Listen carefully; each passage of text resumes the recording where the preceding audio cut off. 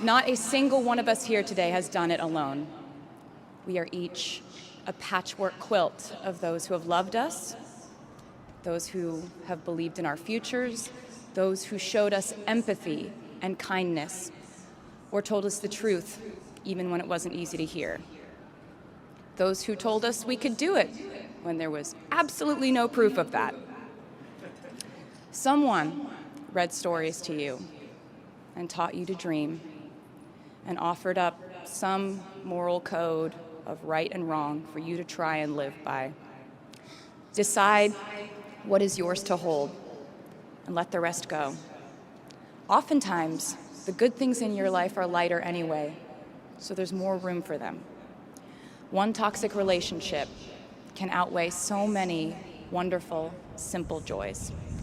You get to pick what your life has time and room for. Be discerning. Secondly, learn to live alongside cringe. No matter how hard you try to avoid being cringe, you will look back on your life and cringe retrospectively.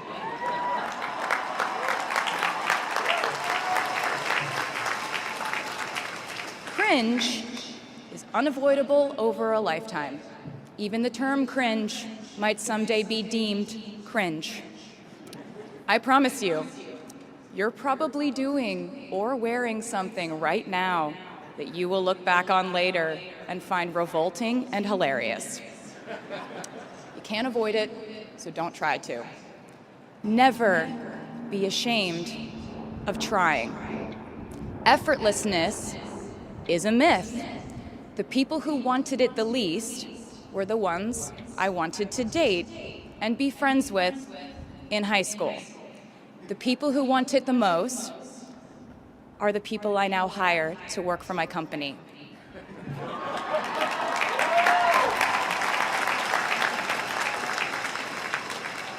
The thrill of working through ideas and narrowing them down and polishing it all up in the end, there's a reason they call it a hook. Sometimes a string of words just ensnares me, and I can't focus on anything until it's been recorded or written down. As a songwriter, I've never been able to sit still or stay in one creative place for too long. I have some good news. It's totally up to you. I have some terrifying news. It's totally up to you. I said to you earlier that I don't ever offer advice unless someone asks me for it, and now I'll tell you why. As a person who started my very public career at the age of 15, it came with a price. And that price was years of unsolicited advice. Being the youngest person in every room for over a decade meant that I was constantly being issued warnings from older members of the music industry, media, interviewers, executives, and this advice often presented itself as thinly veiled warnings. My experience has been that my mistakes led to the best things in my life.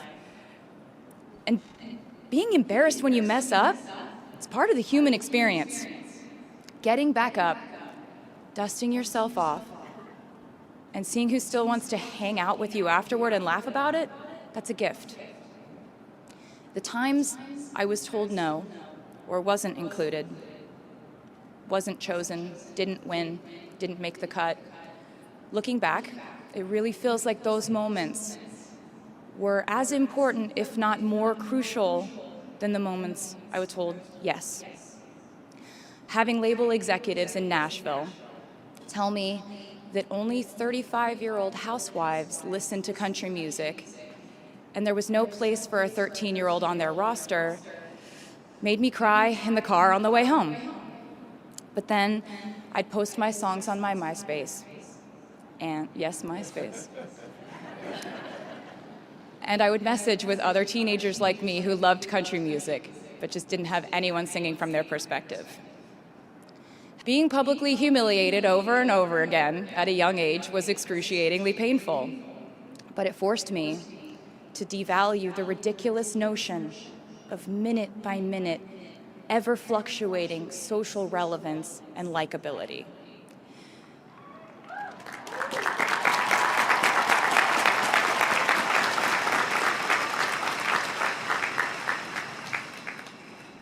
We will recover. We will learn from it. We will grow more resilient because of it. And as long as we are fortunate enough to be breathing, we will breathe in, breathe through, breathe deep, and breathe out.